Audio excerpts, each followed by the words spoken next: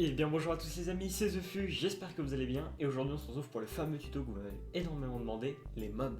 Du coup, cette vidéo va être en plusieurs parties entre guillemets. On va commencer d'abord par vous montrer comment faire la texture de votre mob, donc en 3D. Donc là on va utiliser le logiciel qui s'appelle Blockbench qui sera dans la description.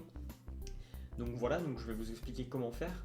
Pour ce tuto spécialement, j'ai fait participer une personne parmi vous, une personne sur le Discord qui utilise souvent Blockbench, qui du coup nous a modélisé un mob justement pour le tuto. Donc à l'avenir, je pense que je ferai comme ça quand j'aurai des tutos où il faut des textures, etc. S'il y en a parmi vous qui seront contents et qui seront dispo pour faire des textures, pour participer un petit peu au tuto, et ben voilà, moi je trouve ça cool d'arriver à vous faire participer. Donc du coup, d'abord je vais vous montrer comment vous faire vos propres textures. Ensuite je vous mettrai une petite timelapse de la conception du mob qui a été fait, donc qui a été fait par c'est Netix. Donc du coup, dans un premier temps, je vous montrerai comment vous faire vos propres textures, et ensuite je vous mettrai la timelapse de l'Iron Golem qui a été fait par Netix, donc qui est une personne qui se trouve sur mon serveur, qui a voulu nous faire du coup ce mob uniquement pour la vidéo. Donc du coup, ce qu'on va faire, c'est qu'une fois que vous avez téléchargé Blockbench, c'est très simple, hein, vous cliquez sur le lien, vous avez un bouton download, vous le téléchargez, vous l'installez.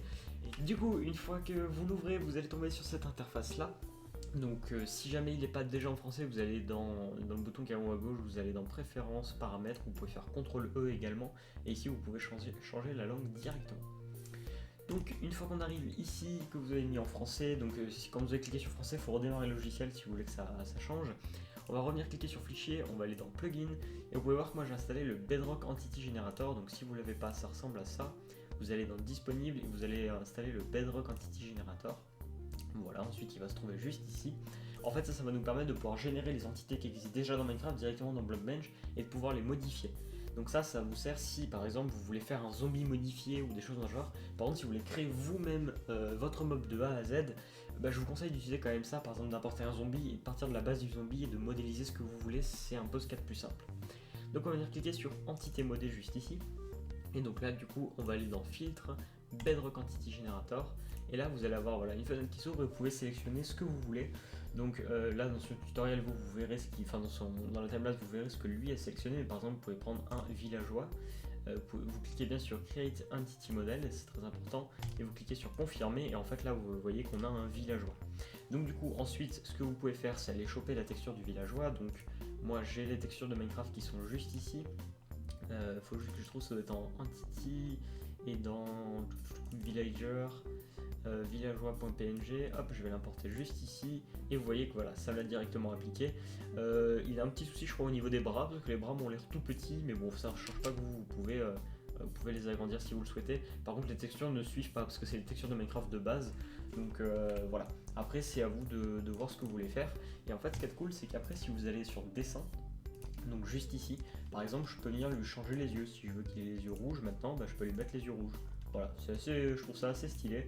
Pareil, je sais pas si au niveau de la bouche, on veut lui faire comme s'il avait quelques gouttes de sang. Bon, c'est un peu compliqué à faire parce que là, on n'a pas beaucoup de précision quand même. Mais bon, voilà, vous voyez qu'on peut vraiment s'amuser. Si vous voulez lui faire un cratère dans le crâne, il y a moyen. Si vous voulez en faire devenir un zombie, vous pouvez totalement dessiner tout ce que vous voulez et c'est vraiment assez cool. Donc voilà, donc je répète, filtre, entity generator, vous sélectionnez, vous faites bien create entity model. Une fois que vous avez fini de peindre votre mob, voilà, vous avez tout ce que vous vouliez, il va falloir venir cliquer ici sur enregistrer. En fait, il va falloir enregistrer la texture du mob, parce qu'on vient de la modifier, donc ça paraît logique. Donc il faudra cliquer sur enregistrer. Et ensuite, oui, il va vous demander où vous voulez la mettre, ou il va l'enregistrer directement à la place de la texture que vous avez sélectionnée. Moi, c'est ce qu'il a fait. Lui, il sait que la texture est déjà dans mon dossier des textures, donc il va y rester. Donc voilà, et ensuite on viendra faire fichier, exporter, et on va exporter ça en entité Java. Alors faites très attention quand vous créez votre mob de ne pas l'appeler par exemple, je lui dis n'importe quoi, villageois.monmode.java par exemple. En fait, si vous mettez des points entre le nom, il va considérer ça comme une extension. Donc tout ce qui est point, tiret, espace, etc. c'est non. Vous pouvez pas le faire commencer par une majuscule ni par un chiffre. Voilà, MCreator vous le dira, de toute façon il va vous dire que ça lui plaît pas. Donc mettez quelque chose de vraiment simple. Par exemple, là, moi si je voulais l'enregistrer, je mettrais villager TheFu, mais tout attaché. Voilà, comme ça il n'y aurait pas de problème. Donc voilà, c'est très important parce qu'autrement MCreator ne pourra pas le lire. Donc du coup, ce que je vais faire, c'est que moi je vais pas enregistrer tout ça. Et du coup, je vais vous mettre la petite timelapse de la création du mob qui a été fait pour la vidéo. C'est parti.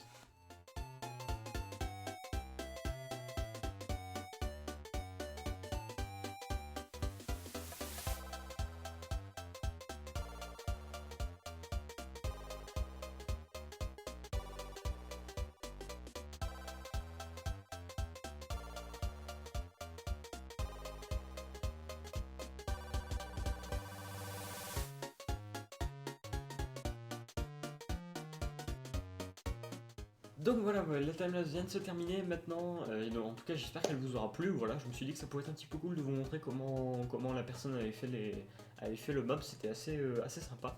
Donc du coup maintenant il va falloir l'importer dans le créateur, pour ça on va aller dans ressources, import Java model, on nous dit bien qu'il faut faire attention à la version qu'on utilise.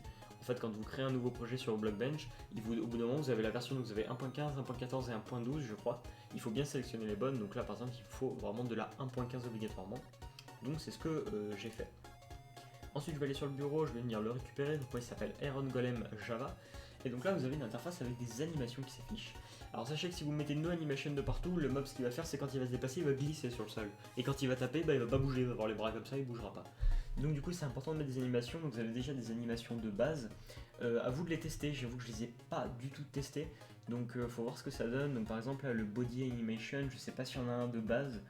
Je vous avoue que je me suis pas trop renseigné là-dessus. Mais voilà, au pire, je me renseignerai sur les animations et puis je vous ferai un petit commentaire pour vous expliquer. Mais par exemple, le Head Animation, il est là, le Head Movement Animation. Ensuite, ça doit être les bras, si je dis pas de bêtises, ça c'est les jambes. Voilà, left leg, alors ça c'est quand ça nage. En fait, c'est les animations de base que vous allez pouvoir retrouver dans Minecraft. Donc par exemple, bon voilà, j'ai mis tout ce que je pouvais trouver. Pour les casques que j'ai pas mis, donc le Arm 2, R1 Animation et le Body Animation, je verrai ça et puis je vous dirai en commentaire de la vidéo comment faut faire. Donc du coup je vais faire Set New Animation, voilà, normalement on est bon. Ensuite, alors moi j'en avais déjà créé un, je vais juste le supprimer, j'avoue que j'ai oublié de le supprimer cette fois-ci. On va venir du coup dans Entité Vivante. Et là on va venir lui donner un nom, donc je vais l'appeler l'Iron. Alors faut pas que je l'appelle Iron Golem parce qu'il existe déjà dans Minecraft. Je vais l'appeler Iron the Flu, c'est très bien. Voilà. Tac. Du coup, petite particularité pour ce tuto, je me suis amusé, j'allais dire, je sais pas si c'est vraiment le mot, à traduire tous les petits points d'interrogation pour que je puisse bien vous expliquer ce que chaque chose fait, parce qu'il y a vraiment pas mal de choses à comprendre. Donc vous avez le nom, donc ça vous le laissez comme ça, enfin vous mettez le nom que vous voulez. L'entity model, donc ça c'est le modèle qu'on vient de faire, donc il faut le sélectionner, il se retrouve tout en bas normalement. Ensuite vous avez la texture, c'est la texture que je vous ai dit d'enregistrer dans Blockbench. Donc là moi je vais venir l'importer, alors je l'ai déjà là je crois, ouais je l'ai déjà importé. Donc voilà, c'est la texture qu'il y avait en bas à gauche dans Blockbench, je vous ai dit de bien la sauvegarder. Ensuite vous avez le glow texture of entity, donc ça c'est si l'entité peut avoir un effet de glowing, moi elle peut pas en avoir donc j'en mets pas. Et en fait il suffirait de modifier l'Iron Golem et de faire un contour en lumière, voilà, sur toutes les parties. Moi je vais pas le faire. L'entity model bounding box, alors ça c'est très important, si vous faites un gros mob il va falloir lui mettre une grosse hitbox. La hitbox c'est quoi?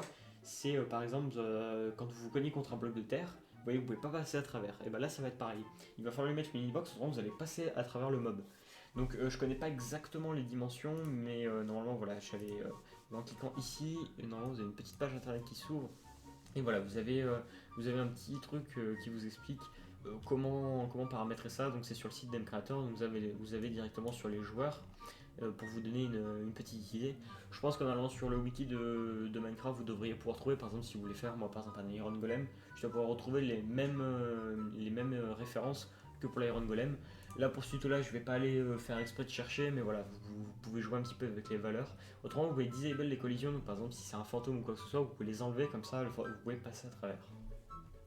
Ensuite vous avez le spawn eggs option, donc c'est si vous voulez qu'en créative il y ait un œuf pour faire spawner le mob. Voilà, donc ça c'est à vous de voir. Après même par la suite vous pourrez en faire un craft si vous souhaitez que ce soit possible. Est-ce que l'entité est un boss et donc du coup est-ce qu'elle a une barre de vie? Donc si vous venez cocher ici, vous pouvez lui mettre une barre de vie, donc qui soit de type progress ou noteshed. Alors je me souviens plus à quoi correspondent les noteshed. Pareil, ça faudrait s'enseigner sur internet, mais si vous mettez en progress, en gros je crois que c'est comme les barres de l'Unknown Dragon. L'entity label, donc en gros c'est si vous voulez que quand l'entité se déplace, elle ait son nom au-dessus de sa tête. Si vous mettez rien, il n'y aura rien par défaut. Si vous mettez quelque chose, il y aura quelque chose qui paraît assez logique. Ensuite, le living sound, donc c'est quand l'entité se déplace, donc c'est le son vivant et le son ambiant que l'entité jouera au hasard. Donc par exemple les zombies quand ils font un peu comme ça, je sais, je le fais bien. Et ben vous pouvez venir le cocher juste ici. Donc vous avez déjà pas mal de sons d'importer de base de Minecraft, donc vous pouvez en reprendre un si vous le souhaitez. Donc là vous voyez que c'est tout ce qui est bloc, là c'est tout ce qui est entité. Vous pouvez créer vos propres sons, on n'en a pas encore parlé mais on en parlera dans une future vidéo. Le step sound, donc c'est quand l'entité va se déplacer. Alors j'ai juste oublié ici, je vais juste mettre le son d'une entité au hasard. On va mettre l'entité d'un chat, tiens, ça pourrait être marrant. Tac, on va en prendre un au pif, voilà. Donc quand l'entité bouge, on va aller prendre l'entité. Donc vous voyez que par exemple là j'ai entité de chicken, entité co par exemple, et step, voilà, donc ça fera le bruit d'une vache quand ça bouge. Earth Sound, donc c'est quand on tape l'entité, et Death Sound, c'est quand l'entité meurt. Donc pareil, les zombies font un son spécifique quand ils meurent.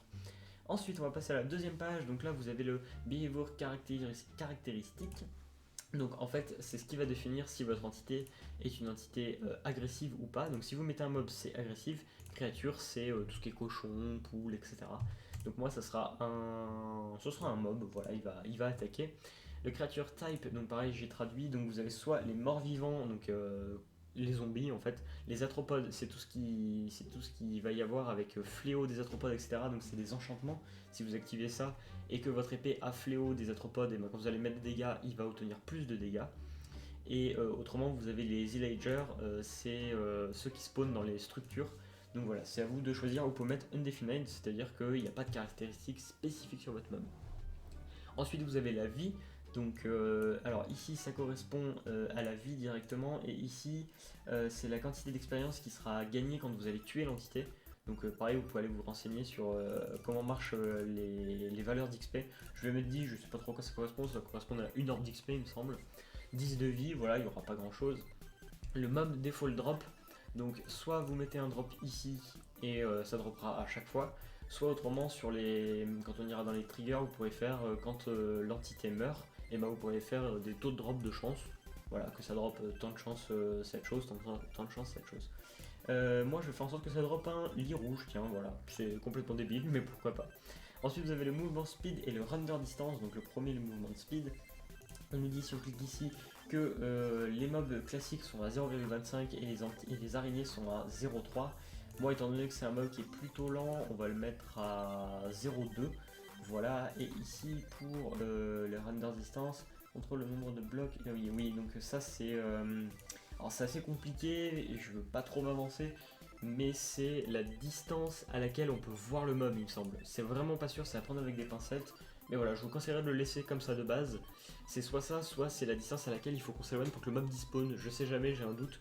Donc je veux pas trop vous dire de bêtises, je vous préciserai ça en commentaire. Ensuite vous avez le Attack Strange, l'armor protection. Donc l'armor protection est juste ici. Donc par exemple un zombie a par défaut 4 points d'armure. Donc moi c'est un... Je vais pas mettre 10 parce que quand il va falloir que j'essaie de le tuer quand on va faire les tests, ça va être compliqué. Je vais le mettre à 5, voilà, parce que c'est quand même un Iron Golem, il est censé tank. La stack strange, c'est les dégâts infligés par le mob lorsqu'il va nous attaquer. Donc je vais le mettre à 5 parce que ça fait quand même mal. Est-ce qu'on peut lui mettre un équipement? Donc dans l'ordre ça fait équipement dans les mains, équipement dans la deuxième main. Ensuite vous avez le helmet, le plastron, les leggings et les boots, à vous de voir. Entity Immune to, donc c'est les types d'attaques que vous choisissez qui n'affecteront pas le mob. Donc par exemple moi il sera immunisé contre le feu, il sera utilisé contre les dégâts tree, contre les cactus. Vous pouvez même faire contre les direct player attack, c'est-à-dire qu'il pourrait ne pas du tout être tué par un joueur. Et il sera immunisé aussi contre les éclairs. Voilà. Check to make the entity is available by player. Alors ça je sais que ça va en intéresser pas mal d'entre vous, mais ce sera dédié à un autre tuto. C'est est-ce que les joueurs peuvent monter dessus? Donc s'ils peuvent, vous pouvez le cocher. On peut également activer les commandes, c'est-à-dire qu'on pourra contrôler l'entité. Et le strafe movement control, bah, c'est la même chose, c'est pour les commandes. Donc ça je sais que ça va en intéresser pas mal d'entre vous pour faire des voitures par exemple, parce qu'il faut savoir que dans Minecraft quand vous faites une voiture, et bah, c'est un mob en fait. Vous exploitez un peu un mob, vous le montez dessus et voilà, vous pouvez vous déplacer. Donc voilà, c'est d'ici qu'on va pouvoir s'en servir. Il vous suffirait juste de faire en fait sur Blockbench par exemple un truc de voiture et pouvoir le contrôler avec. Check if this entity is water entity, donc si c'est une entité d'eau, donc qui va dans l'eau, qui nage dans l'eau, qui respire dans l'eau et qui ne meurt pas dans l'eau. Voilà, est-ce que cette entité peut fly? Donc si vous activez ça, elle va pouvoir se déplacer dans les airs et voler. Donc ça peut être utile par exemple pour si vous voulez faire quelque chose comme des chauves-souris, etc. Voilà, donc je crois qu'on a à peu près fait le tour pour tout ce qu'il y avait à voir avec les behaviors. Maintenant, on va aller dans les particules. Donc, est-ce que votre entité spawn des particules? Si oui, donc si vous cochez ici lesquelles, vous pouvez ajouter des conditions pour qu'il spawn des particules. Donc là, vous avez soit la condition always, c'est-à-dire toujours, autrement vous créez votre condition, donc vous avez juste à mettre des if dedans. Par exemple, que quand il fait nuit, ou etc. C'est à vous de voir. Le type de particules, donc à vous de regarder, vous avez les petits points d'interrogation de toute façon. Vous avez le nombre de particules dans la région dans laquelle les particules vont spawner, donc c'est-à-dire combien de blocs autour de lui. Donc 0,5 c'est vraiment genre sur lui. Et vous avez le average particle amount, c'est le nombre de particules qu'on va faire dropper. Petit aparté, je sais que cette vidéo va être un petit peu longue parce qu'il y a pas mal de choses à expliquer, mais je préfère tout expliquer et qu'après vous me posiez vos questions, et comme ça après je pourrais vous donner des petits coups de main en commentaire ou sur le serveur Discord. Ensuite, vous avez Bind This Entity to GUI. Alors, pour ceux qui ne savent pas à quoi ça pourrait servir, c'est par exemple pour faire un villageois qui propose des trades. Vous pouvez bien évidemment créer une interface et venir la linker juste ici. Par contre, les mêmes règles s'appliquent qu'au GUI classique, c'est-à-dire que si le villageois a 3 slots, ici, n'oubliez pas de mettre 4 au lieu de 3, autrement ça fait crash le jeu. Vous avez le max size of stack, c'est le nombre d'items maximum qu'on pourra mettre dans un inventaire. Donc voilà, ça peut être utile si vous voulez faire des PNJ ou par exemple je dis n'importe quoi, un cochon avec un coffre sur le dos, vous pouvez stocker des choses dedans. Alors dans cette vidéo, on fait l'exploitation animalière, on y va jusqu'au bout. Ensuite, vous avez les triggers, donc c'est quand le mob sera touché par un éclair, quand il prendra des dégâts de chute, quand il va mourir, quand il sera frappé, quand on va faire un clic droit, quand il va tuer une autre entité, ça peut être intéressant ça. Quand le tick update, quand le player rentre en contact avec, et quand l'entité spawn au tout début. Donc c'est important, c'est quand le monde Minecraft va se générer, quand elle va spawner, paf, qu'est-ce qu'on fait? À vous de mettre des petites procédures assez sympathiques. Ça, je vous laisse libre recours à votre imagination. Ensuite, alors on a cette page là qui est quand même quelque chose d'assez complexe, je dirais, mais qui est très important à comprendre, c'est les IA. Donc il faut savoir que les mobs dans Minecraft, comme les zombies par exemple, ont une IA, c'est-à-dire que dès qu'il va faire nuit et qu'ils vont voir une porte, ils vont foncer dessus pour aller essayer de tuer les villageois. Donc ça fait partie de leur IA, donc c'est des tâches en fait qu'on va pouvoir leur appliquer. Donc déjà vous pouvez choisir si vous voulez que les tâches soient appliquées ou pas. Donc vous venez mettre oui si vous le souhaitez. Ensuite, vous avez le Check This Entity Animal Types. Donc c'est si il peut y avoir de la reproduction. Donc si vous cliquez là-dessus, vous allez pouvoir faire de la reproduction. Et ici, vous allez pouvoir utiliser l'item qui va permettre de reproduire ce mob. Vous avez le Check to Entity to Ranged Attack. Alors ça, je ne me souviens plus exactement ce que ça fait. Si cochez votre entité attaque avec un objet à distance. Voilà, donc ça c'est si vous voulez que ce soit un squelette. Et en gros, il aura l'intelligence d'un squelette, c'est-à-dire de prendre une flèche, bander l'arc et tirer. Entity Base, donc ça c'est la base de votre entité. Donc là vous pouvez choisir voilà, si c'est plutôt comme un creeper, comme un squelette, comme un zombie, comme une chauve-souris, etc. Vous pouvez mettre none. Donc en fait si par exemple je viens mettre un creeper, il va avoir la même IA qu'un creeper, donc c'est-à-dire dès qu'il va s'approcher d'un joueur, il va pouvoir exploser. Ensuite vous pouvez bien évidemment donc faire vos propres tâches. Alors si je dis pas de bêtises, je crois que je sais plus trop. Ouais non, vous pouvez directement créer vos propres tâches, donc par exemple vous pouvez mettre que ça suit les mêmes créatures avec une vitesse, ça suit les items ça suit les créatures avec tel item dans la main. Il faut vraiment regarder toutes les procédures, on peut vraiment faire pas mal de choses, mais ça vous permet de personnaliser en fait l'IA de votre mob. Vous pouvez faire en sorte que par exemple ils suivent les joueurs, mais que dès qu'ils les suivent, il ait tel item dans la main. Vous pouvez faire en sorte qu'ils veulent forcément, toujours c'est sa priorité, aller faire exploser les creepers, donc ils s'approchent des creepers pour aller les faire exploser. C'est à vous de voir ce que vous voulez mettre. C'est quelque chose qui est assez complexe mais qui est vraiment très stylé à comprendre. Et en bas, regardez bien si vous avez des warning and error parce que ça peut du coup faire crash votre jeu. Donc si vous avez 0, vous êtes bon. Donc là, bien évidemment, ça marche juste avec des petites procédures ici, c'est assez simple. Ensuite, on a le spawn. Donc, est-ce que votre entité spawn dans le monde classique? Oui ou non, c'est à vous de voir.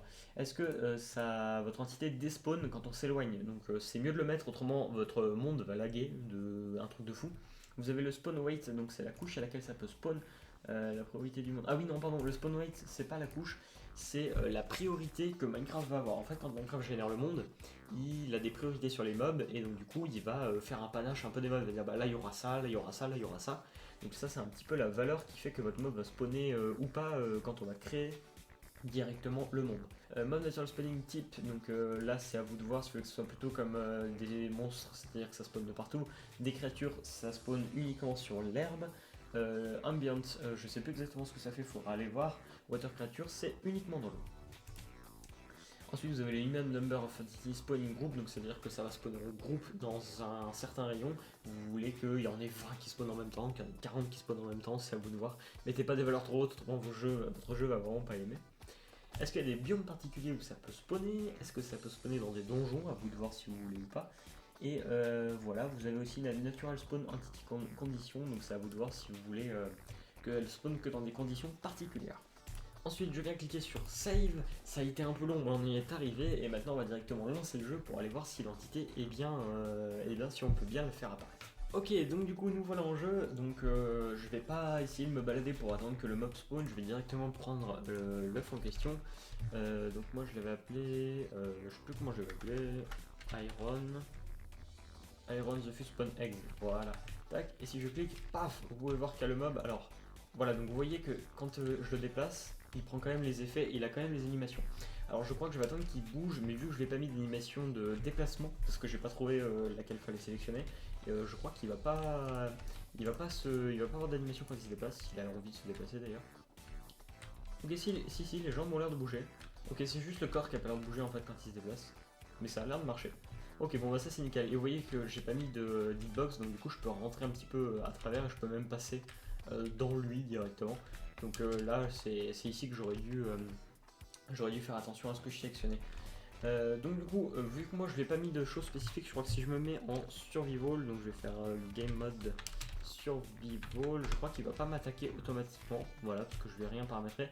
Par contre si je le tape une fois, bon déjà il drop le lit, c'est ça qui est cool.